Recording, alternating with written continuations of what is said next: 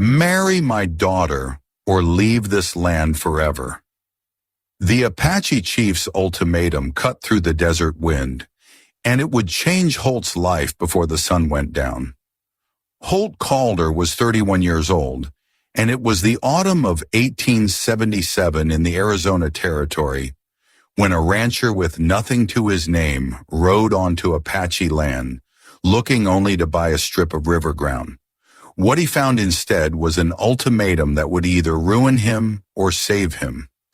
Somewhere behind that camp stood a woman no living man had seen clearly in 6 years, a woman the tribe branded cursed, a woman hidden behind a white veil day and night. Stay with this one all the way to the end, because when that veil finally comes off, what's underneath will change the way you think about fear, about fathers, and about a kind of love that asks for nothing but honesty. The ride-in had taken Holt 3 days across sun-cracked flatland and a stretch of hill country where the shade never lasted long enough to matter.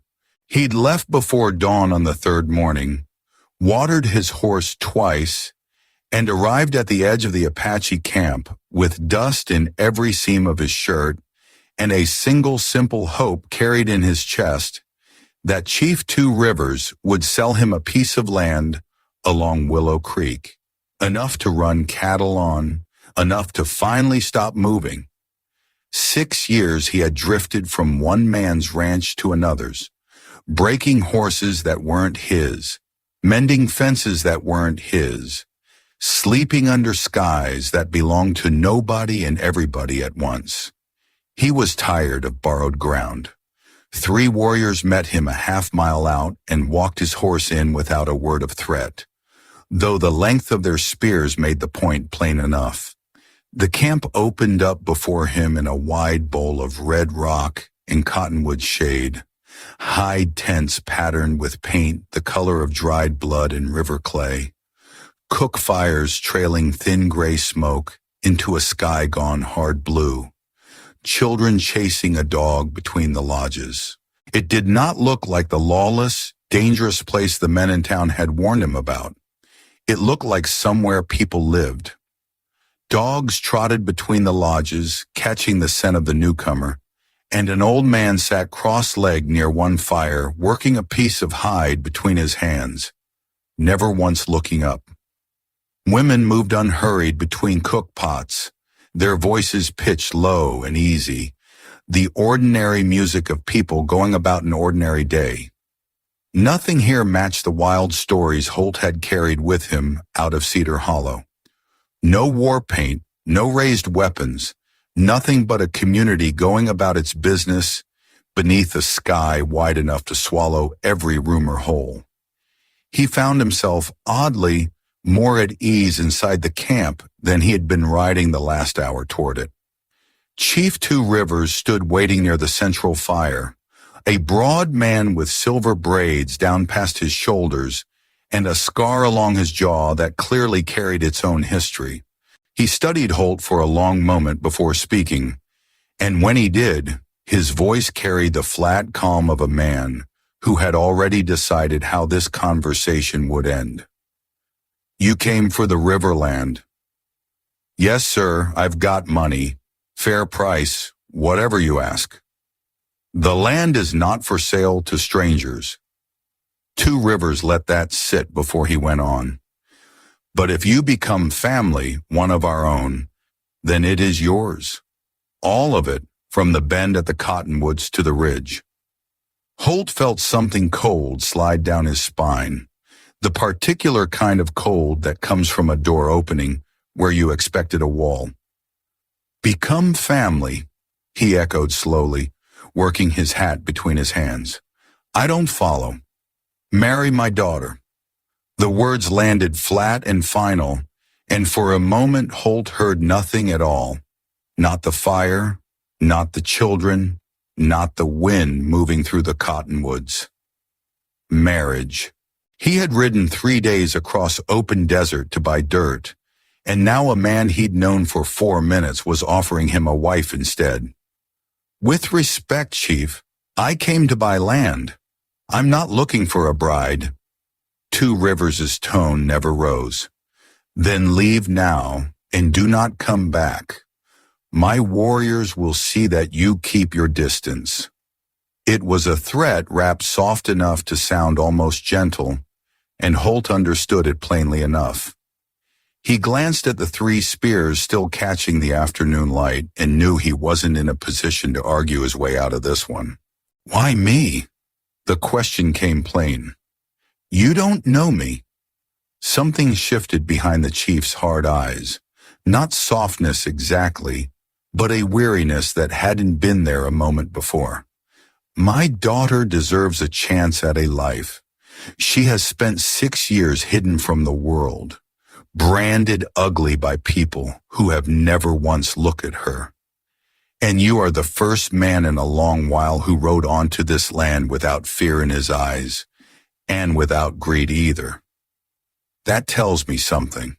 Holt turned his hat over once more in his hands, thinking of every cold night he'd spent wondering if he'd ever own a single acre that was his to lose sleep over. When would the ceremony be? A ripple of surprise moved through the warriors, standing nearby. Low voices in a language Holt didn't know. Two Rivers arched one silver brow. In 4 days, at sunset, then I accept. The words were out before he'd finished deciding to say them, and there was no calling them back once they'd landed. Two Rivers studied him another long beat, then nodded once, as if some private question had settled itself. If you love a slow-burn frontier romance, you're in the right place. Tap the join button beside the channel name and become a channel member. It helps keep stories like this one coming every week. An elder stepped forward to guide Holt toward a tent set at the edge of camp, and it was on that short walk that he saw her for the first time. A single still figure stood near a lodge some distance off, wrapped from crown to ground in a plain white veil. No hands showed, no face. Not even the shape of her beneath the loose fall of cloth gave anything away. The wind moved the fabric at her shoulders, and still she did not move. The elder uttered her name quietly, following Holt's gaze.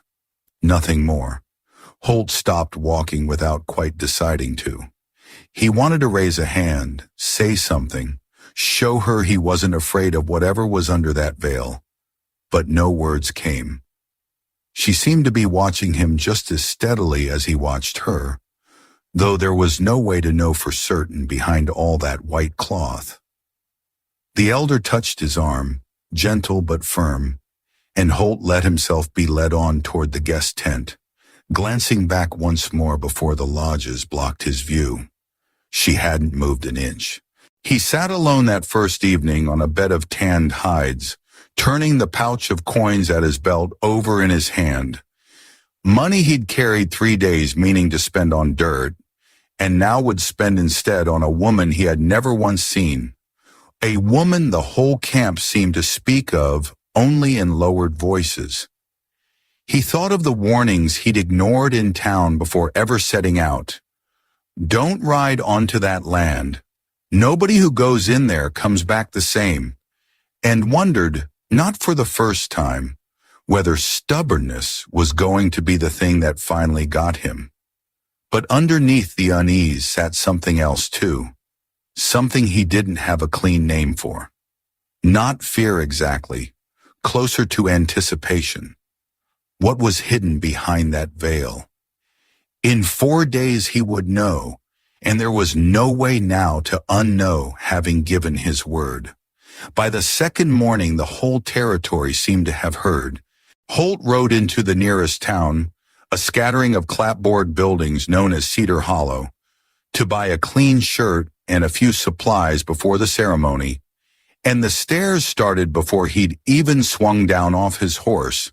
The storekeeper, a heavy-set man named Monroe, near dropped the bolt of cloth he was folding. It's true then? You're marrying Two Rivers, girl? It's true? Monroe let out a low whistle and shook his head like a man watching a wagon roll toward a cliff. Son, you have no idea what you're walking into. Nobody's seen that woman's face in 6 years. She wears that veil sunup to sundown. Folks say there's a reason for it. A woman near the flour barrels crossed herself the old way, muttering something under her breath about a man tempting bad luck, careful to keep her eyes down as Holt passed. A rancher's wife he vaguely recognized from a cattle drive 2 summers back simply stared, her basket forgotten on her hip as though he'd already grown a second head. Even the boys playing marbles out front went quiet, watching him with the particular seriousness children reserve for things they don't understand. Holt paid for his shirt without giving the bait much of a bite. He wasn't inclined to argue with a man who'd never so much as spoken to Nayeli, let alone seen her. Outside, a knot of ranch hands had gathered, and among them Holt recognized Jess Coulter, a cowboy he'd worked cattle beside on a spread near the border 2 seasons back. Jess had a bottle loose in one hand and worry plain across his face. "Tell me it's a lie." Jess crossed the street toward him. "Tell me you didn't agree to marry a woman you've never laid eyes on." "It's not a lie. You've gone plain crazy." "Maybe," Holt allowed, tying his purchases behind the saddle. "Or maybe it's the first sensible thing I've done in 6 years." The other men weren't shy about adding their own stories, each one worse than the last. A trader who lost his whole wagon of goods a week after getting too near her. A hunter who broke his leg the day after he spotted her by the river. Bad luck trailing anyone who came close. Holt let it all wash past him. Superstitious men jumping at their own shadows, he figured. Plain as that. Jess pulled him aside once the others drifted off, his voice lower now, more honest. "I know you, Holt. You're a decent man. You deserve better than marrying a stranger her own father calls ugly. The land he's offering is good land, riverland. It's my shot at something that's mine. There's other land, other work. Ranches all up and down this territory need good hands. We could go together, find something better than this." For one long moment, Holt actually considered it. The wooden storefronts, the pitying looks from strangers on the boardwalk, the clean blue sky stretching over hills that belonged to somebody else. Was he making the worst decision of his life? But then he thought again of the veiled figure standing so still by that lodge, and of Two Rivers' words, "My daughter deserves a chance," and beneath all of that, the plainer truth that had been sitting in his chest for years. He was tired, bone tired, of belonging nowhere. "I gave my word. The ceremony's in 3 days now. There's nothing left to talk me out of." Jess sighed, long and frustrated, but something in his face softened too. "If you're really going through with this, at least be careful. The Apache don't forgive a man who insults their customs." He paused. "And that woman, whatever she looks like under that veil, treat her decent. Nobody deserves a lifetime of hearing they're not worth looking at." The words surprised Holt, coming from a man who'd spent the last 10 minutes trying to talk him out of the whole thing. "I intend to." He meant it. He rode back out toward the Apache camp as the light went long and gold across the desert, turning the whole world the color of a low fire. Every warning he'd collected that day rattled around in his head. The curses, the bad luck stories, the pitying looks. But none of it settled the one question that actually mattered to him now. Nobody in that whole town had once wondered what it might feel like to be Nayeli. Nobody had wondered what 6 years behind a veil, rejected sight unseen by an entire territory, might do to a person's heart. When he reached camp, the cook fires were already lit, the smell of roasting meat drifting on the evening air, children's laughter rising clear over everything else. And there she stood again, in the same spot as the evening before, motionless, watching. Holt swung down and walked toward her slowly, stopping a respectful distance off. Evening. Nothing more than that. She didn't answer, didn't move. I expect you've got no reason to want to talk to a stranger, he went on, and that's fine by me. I only wanted you to know, 3 days from now we'll be married, and I mean to treat you with respect, whatever else happens. The veil stirred faintly in the breeze. For a long moment nothing happened at all. Then so slight he almost missed it. Her head dipped once in a small nod. It wasn't much, but it was the first thing that had passed between them, and Holt carried the weight of it back to his tent that night like something worth holding on to. The camp buzzed with preparation over the days that followed. Women ground corn and prepared special dishes for the feast. Drummers practiced rhythms by the fire in the evenings. Children ran wild with the particular excitement that only comes before a wedding. Holt spent his days learning the rhythms of the camp, helping mend a section of corral fence unprompted, watering horses alongside a young warrior named Fast Elk, who slowly warmed to him over shared wordless work. On the third afternoon of the wait, Fast Elk took Holt out past the ridge to check on cattle the tribe kept on shared grazing ground. More out of curiosity than necessity, Holt suspected, the way young men test a stranger without ever saying so outright. They rode in easy silence a good while before Fast Elk finally broke the quiet. You are not what I expected. Fast Elk guided his horse around a stand of prickly pear. Most white men who come through here want something for nothing. You gave your whole life instead. Didn't feel like much of a choice. Holt exhaled. Chief made that plain enough. There was a choice. You could have ridden away. Fast Elk studied him sideways.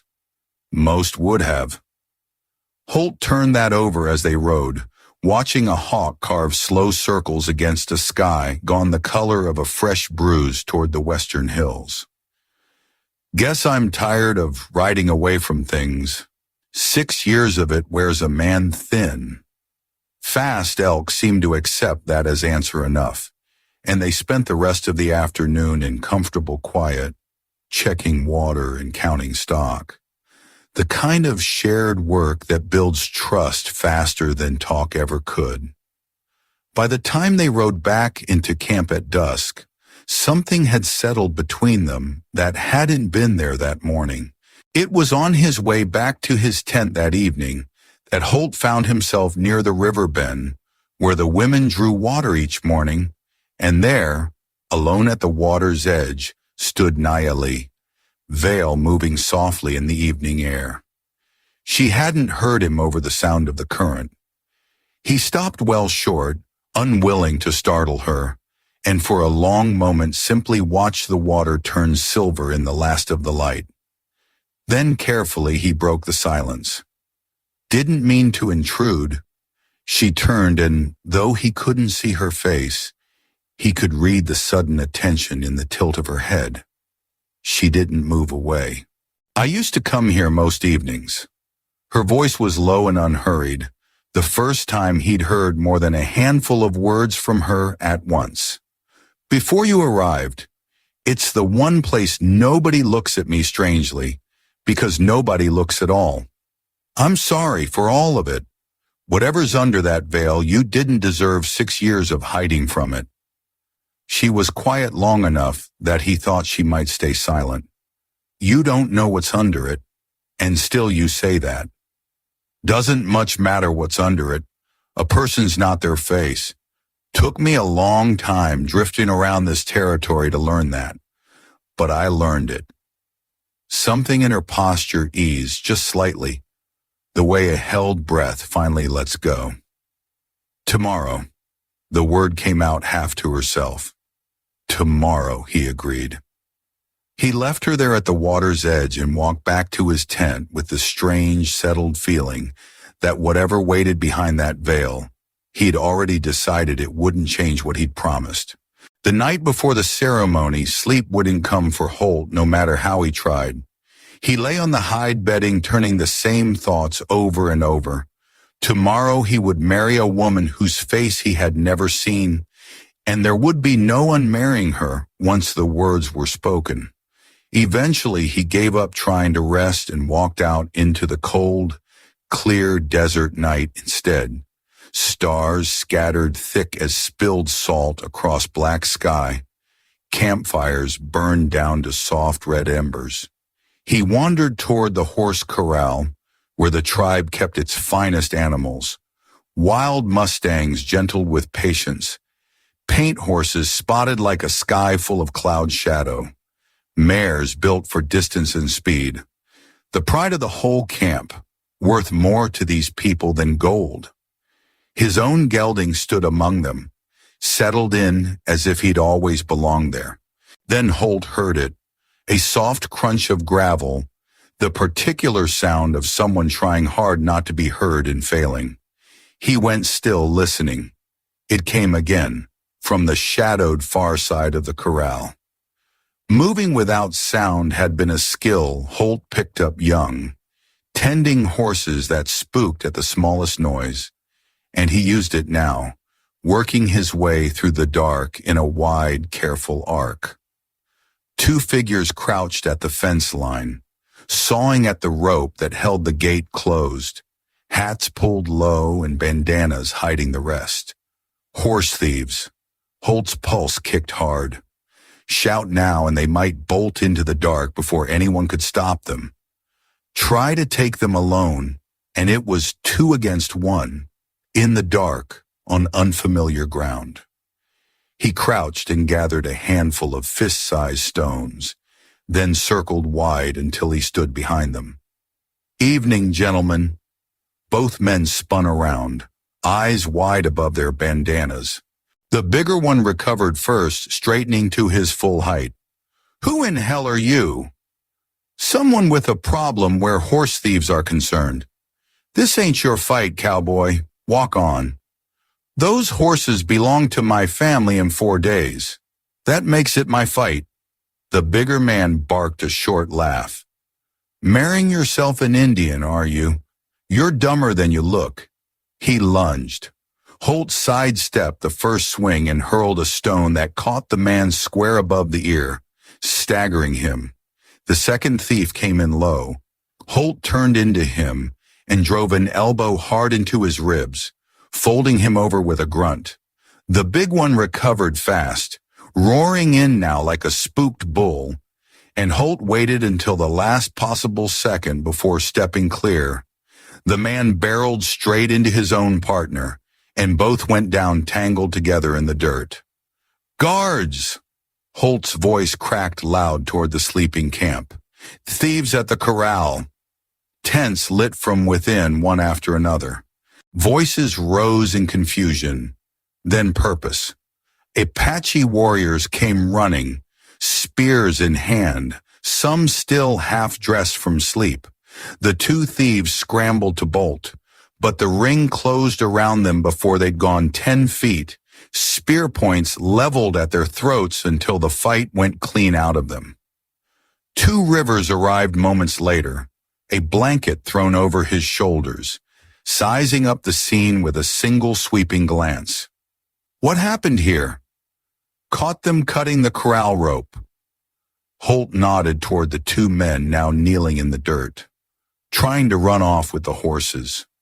Fast Elk examined the severed rope and confirmed it in a few clipped words. 2 Rivers turned back to Holt, studying him a long moment before he found words again. You stopped 2 men, alone, in the dark. Seemed like the right thing to do. Many men would not have risked themselves for horses that were not yet theirs. There was a new note in the chief's voice now, something that hadn't been there before. Respect, plainly. But you did. Word moved through the gathering crowd in low Apache murmurs, and Holt caught a few words he was starting to recognize. Brave, honorable, worthy.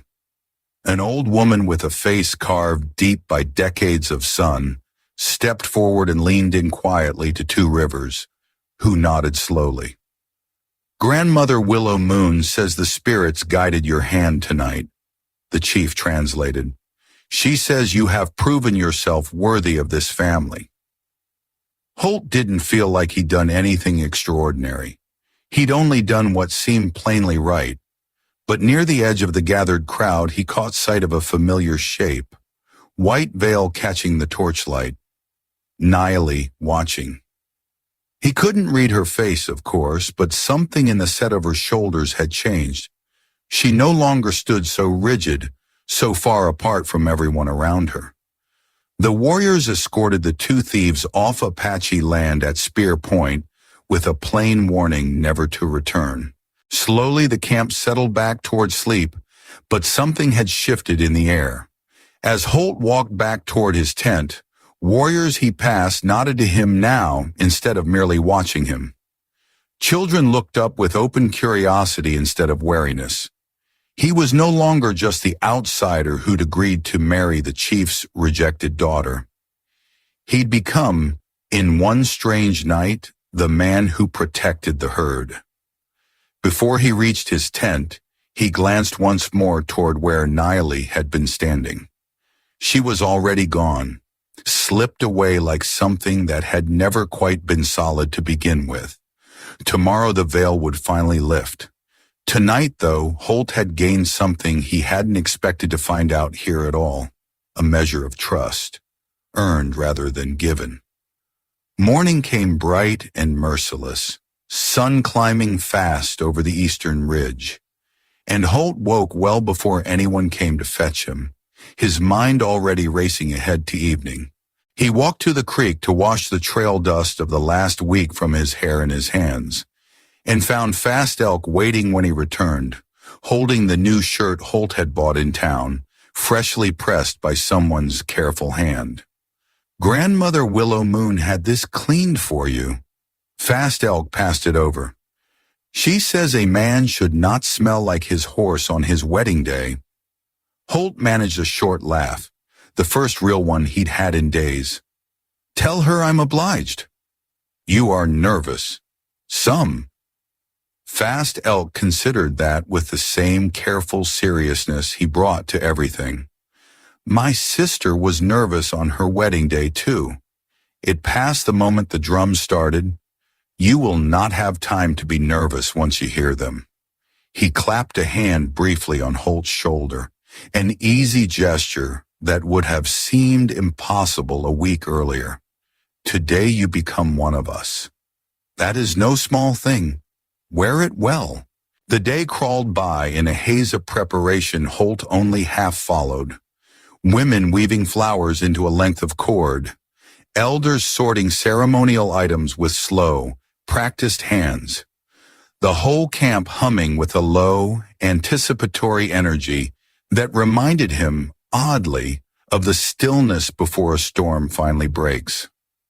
By the time the sun began sliding toward the western ridge, painting long shadows across the packed earth, Holt's nerves had settled into something closer to resolve. The sun hung low and enormous that evening, painting the whole basin in shades of copper and violet as the ceremony began.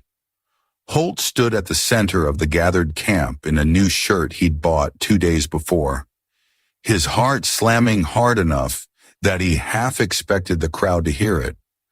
Nearly 300 people had gathered in a wide circle around the ceremonial fire, the whole camp, and word had clearly spread beyond it too.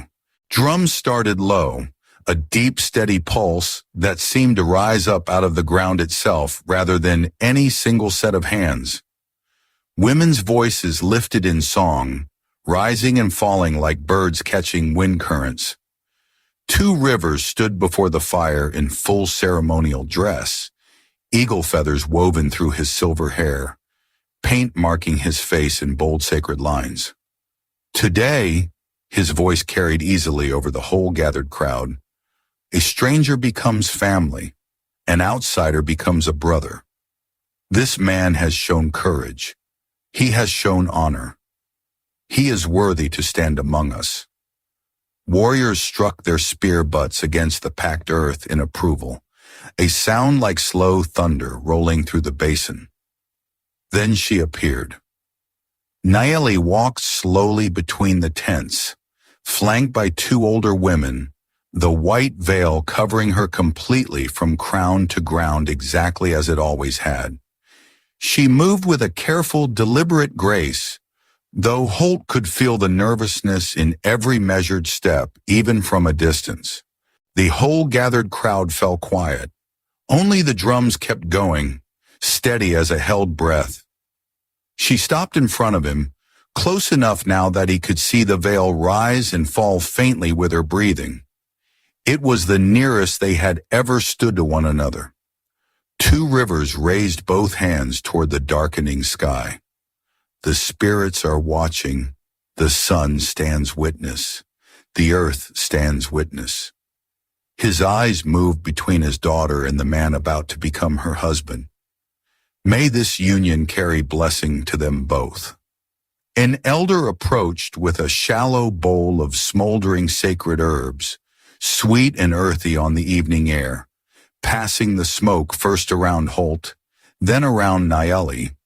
Another elder tied a length of red cord around Holt's wrist, then around hers, binding the two loosely together. What is joined here cannot be undone. Two Rivers finished. The drums quickened. The singing rose. Sparks lifted off the fire into a sky just beginning to fill with stars. And then the moment every soul in that circle had been waiting for arrived. Two Rivers turned to face his daughter, and for the first time since Holt had met him, something plainly emotional crossed the chief's weathered face. Not the hardness he'd carried since the first conversation, but something gentler underneath it. Grief, maybe, or relief, finally allowed to surface. The time has come. His voice dropped, quieter now. The veil must be lifted. Silence dropped over the whole gathering, absolute and total. Even the drums stopped. 300 people held their breath together. Two Rivers stepped close to his daughter and took the edges of the veil gently in both hands. Holt felt his stomach drop straight through the ground. What was he about to see? What had kept this woman hidden for 6 long years? The veil began to rise.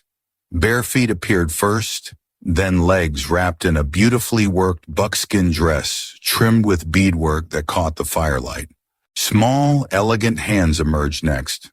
The fabric climbed higher, her slender throat, the curve of her chin, and then, all at once, the veil came completely free. Holt forgot entirely and for a long moment how to breathe. Nayeli was breathtaking, not merely pretty, extraordinary. High, elegant cheekbones, full lips, a face so striking it seemed to catch and hold every flame of firelight around it. But it was her eyes that stopped him cold. One deep brown, warm as river-soaked earth. The other pale, startling blue, bright as a clear noon sky. Two entirely different colors, set in one impossibly lovely face. A murmur rolled through the crowd. Some of the older warriors shifted, uncertain. A few of the women leaned together behind raised hands, voices low. Children pointed with open, unguarded curiosity, but Holt couldn't tear his eyes away. Not in shock, not in disgust, only in open wonder. Nayeli looked straight back at him, and in those two mismatched eyes he saw something raw and unguarded. Fear. Fear of rejection all over again. Fear of watching disgust bloom across yet another man's face. It never came. "You're beautiful." The words came low, meant only for her. Her eyes went wide with plain disbelief, as though the words hadn't quite landed the way she expected. Your eyes, he went on, searching for the right way to say it. They're like nothing I've ever seen, like sunrise and sunset, both at once. A single tear slid down her cheek, then another. Not tears of sorrow this time.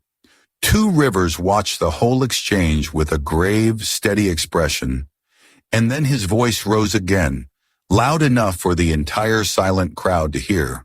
My daughter was born with this difference. Some in this tribe branded it a bad omen, claimed the spirits could not decide which color to give her, that it would bring misfortune on our people. His voice caught faintly. I let them believe she was ugly. I hid her behind a veil. Not because there was anything wrong with her face. He paused, looking out over the crowd. I did it to protect her. I knew men would come from outside these lands the moment they saw her. Men who would want her only for how she looked, never for who she is. The whole basin had gone completely still. I needed to find a man who would agree to marry her without ever seeing her face, Two Rivers went on. A man who could look past appearance entirely. A man of real honor. His eyes found Holt across the fire. I found him. The weight of it settled over Holt slowly. The ultimatum, the rumors about her ugliness, the veil worn day and night, none of it had ever been about hiding something shameful. It had all been built patiently over 6 long years to find one man willing to choose her before he'd ever seen her. Nayeli stepped closer, her voice soft as wind moving through dry grass, when she finally addressed him directly for the first time. Do my eyes truly not trouble you? Holt took her hand gently in his. Your eyes are the most beautiful thing I've ever laid eyes on in my whole life. She smiled then, small, uncertain, a little fragile, like someone unused to the shape of her own happiness. It lit her whole face regardless. The drums picked back up, joyful now instead of solemn. Women broke into celebration songs. Children ran laughing circles around the fire. Two Rivers lifted both hands once more. The ceremony is complete. Holt and Nayeli are husband and wife. The camp erupted into celebration around them, and it carried on long into the night. If a story like this one is worth your evening, you're going to love what happens next. Tap the join button beside the channel name and become a member of this channel to keep more stories like Holt and Nayeli's coming. The feast ran late, drums never quite falling silent. Dancers circling the fire while the men swapped stories of trail and home and old battles half true. Holt found it hard to focus on any of it. His mind kept circling back over everything that had happened in the space of one short week. Nayeli sat beside him, watching the celebration with a small, wondering smile. Her long black hair finally loose over her shoulders instead of hidden beneath cloth. Every time someone passed close by, he noticed her instinctively lower her eyes. An old habit, 6 years deep and not easily broken. You don't have to hide anymore. He kept his voice quiet. It's harder than it sounds, she allowed. For 6 years that veil was my whole protection. My whole world, really. Why 6 years exactly? What started it? She was quiet a moment, watching the fire. When I turned 16, men began coming to camp who had never come before. Traders, hunters, men passing through who had heard rumors about my eyes. They looked at me strangely, not like a person, more like something to be won. Her voice steadied, firmer now. One trader once put up 30 horses for me as if I were a prize mare. My father saw what was happening before I fully understood it myself.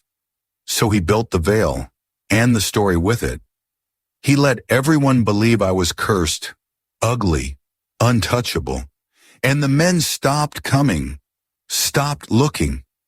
She touched her own cheek lightly. But after enough years, I began believing the lie myself. I started thinking my eyes really were something wrong with me. There's nothing wrong with your eyes. They're rare. That's a different thing entirely from wrong. She gave him a sad half smile. My mother used to say the same thing. She died 3 winters ago. In her words, I was a gift from the spirits, standing with 1 foot in daylight and 1 in nightfall, able to see things other people couldn't. Can you? Nellie looked at him directly, steady now in a way she hadn't been all evening. I can see the heart of a person, I think, before I know anything else about them. And your heart was good, Holt. I knew it the very first afternoon you rode into this camp. Holt broke a long quiet. Nellie, what did you do all those years behind the veil? 6 years is a long stretch to spend mostly alone. I wove baskets mostly and cord for ceremonies. Grandmother Willow Moon taught me the old patterns, the ones our people have used since before anyone living can remember. And I listened. You'd be surprised how much a person hears when everyone assumes she isn't really there. A faint, private smile crossed her face. I know more of this camp's true business than most of its warriors. That doesn't sound like hiding to me. Sounds like you found your own way to stay part of things. I believe that some days. Other days it felt exactly like hiding, and no version I gave myself changed that. She looked at him steadily. You're the first person in 6 years who's wondered what I actually did with my time, instead of only wanting to know why I wore the veil. Seemed worth asking. It was. Something in the quiet after that felt like the truest thing either of them had spoken all night. An elderly woman settled beside them just then.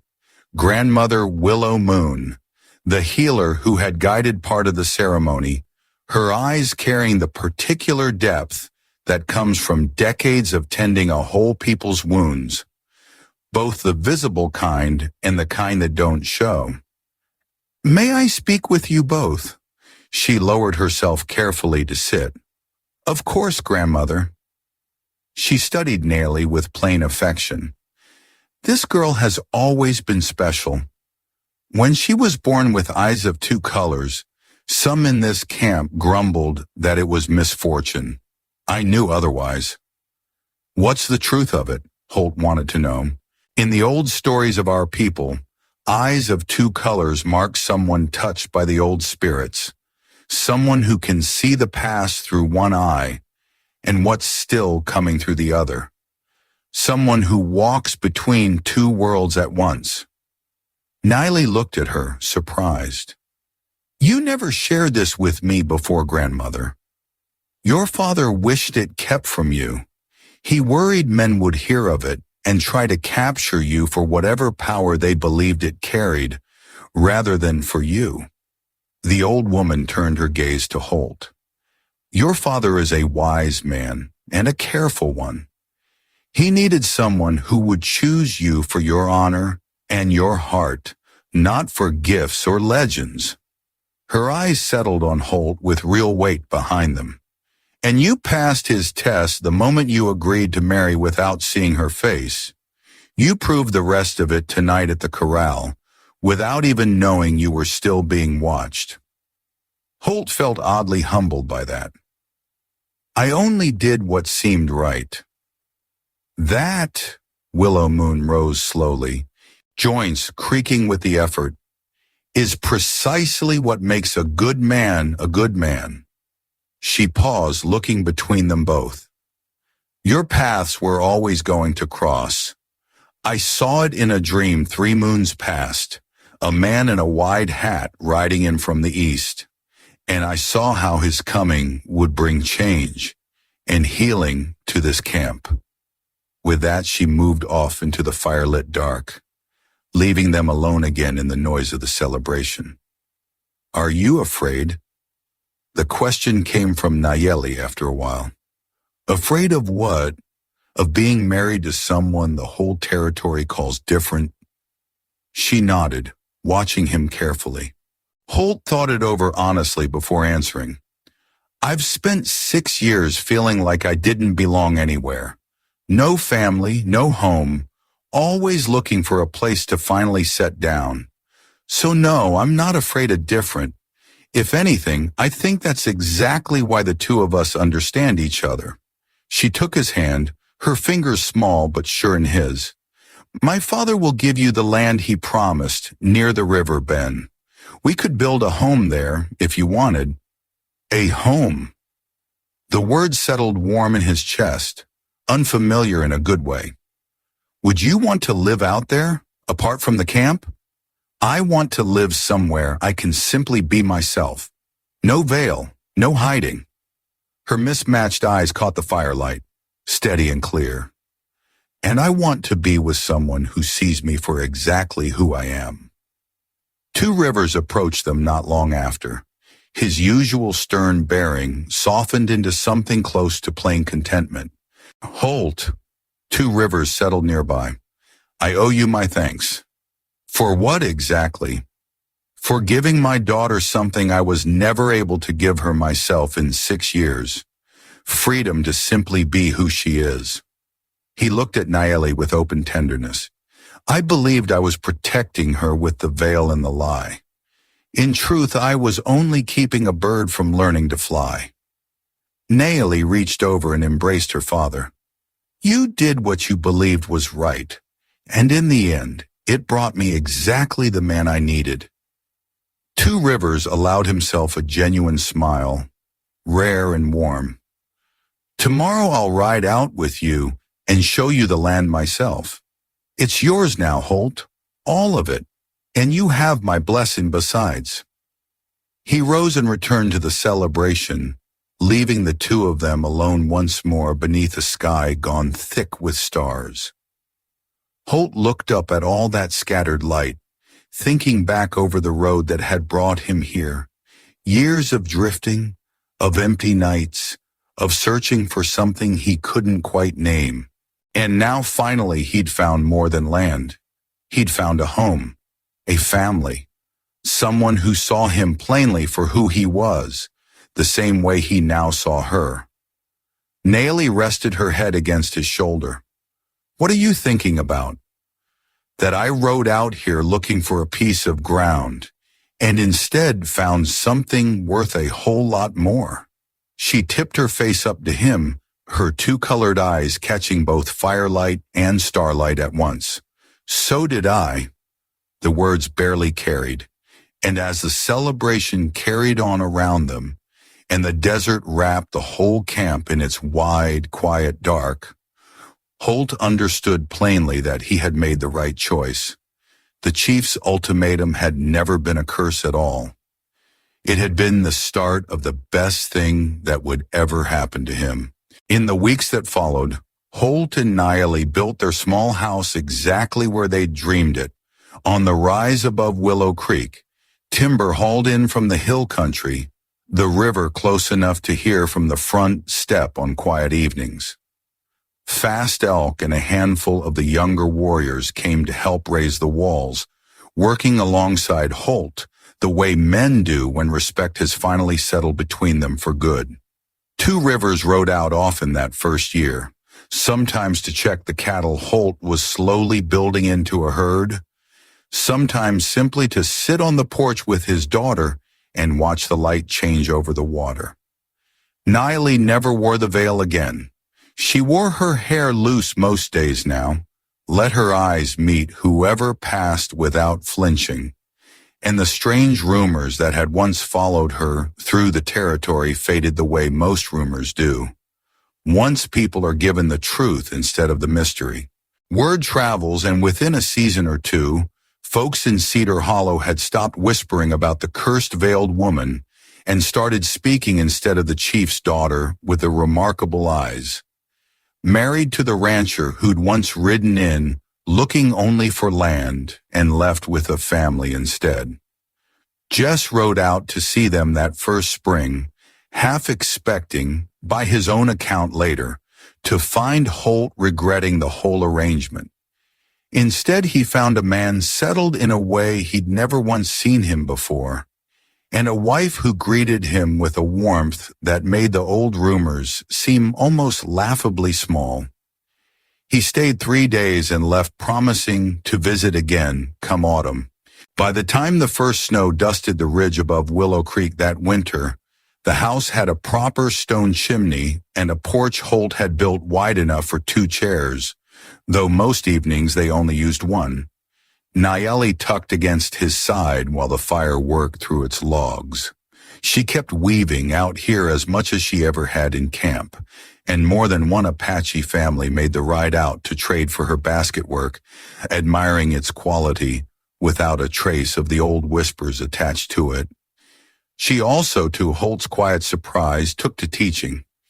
First her own younger cousins, then a handful of children from Cedar Hollow, whose mothers had grown curious enough to ask, showing them patterns of cord and weave passed down through her mother's mother's mother, patient in a way that made it plain she'd been waiting years for someone willing to sit still and learn. The eyes that had once kept an entire territory whispering became, in time, simply Nayeli's eyes, striking, yes, noticed now and then, by a stranger passing through, but no longer a mystery anyone needed solving. 2 Rivers took to riding out most Sundays, staying long enough to share a meal and complain, with evident affection, that his grandchildren, when they eventually came, had better learn to ride before they learned to weave. Holt never did figure out whether the old man was joking. What began as an ultimatum spoken across a stranger's fire became, in the end, exactly what Grandmother Willow Moon had foreseen in her dream 3 moons before Holt ever arrived. A joining that brought healing to more than just the 2 people standing at its center. 2 Rivers got the son he'd never had. The tribe got proof that an outsider could be trusted when he'd earned it honestly. And Holt and Nayeli got each other, plainly and completely, with nothing left hidden between them at all. Some men ride into a territory hunting for land and ride back out with exactly that and nothing more.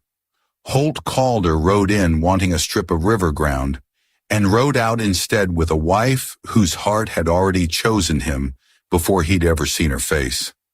A father-in-law who claimed him as a son, and a home built on nothing more complicated than honesty kept, even when honesty was hard. Sometimes the thing you go looking for isn't the thing you were actually meant to find.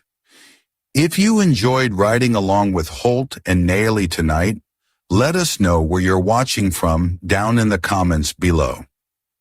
Tap the join button beside the channel name and become a member to help keep these Wild West love stories coming every week. Thank you for staying until the very end.